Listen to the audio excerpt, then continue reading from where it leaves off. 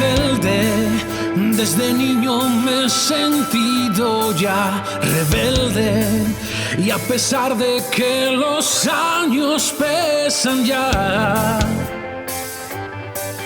rebelde, rebelde, rebelde,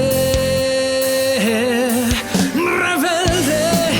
Las heridas cicatrizan en la gente, los golpes que ya nadie me devuelve se sienten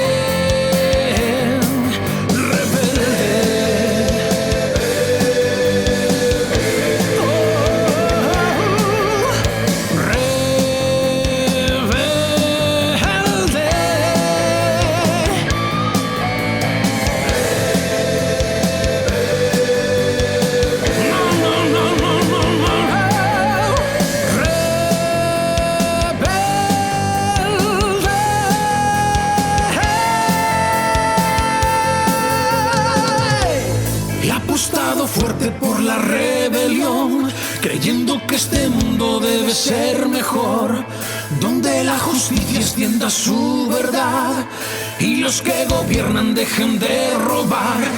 Rebeldía pura como una extorsión que sale a borbotones de mi corazón, un grito de guerra a la pasividad, una barrera alzada contra la maldad.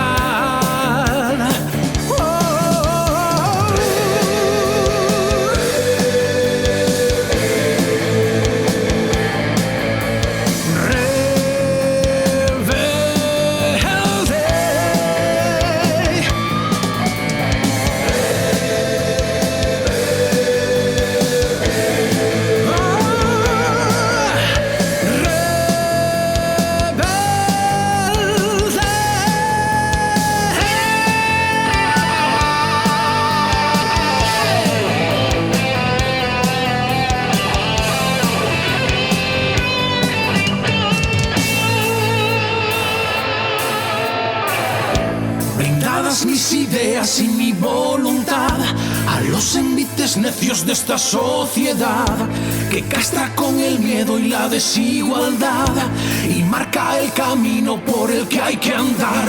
Izasteis la bandera de la transición, podrida y abatida por la corrupción, herido y dolorido por la sinrazón, jamás arrodillado y sin pedir perdón.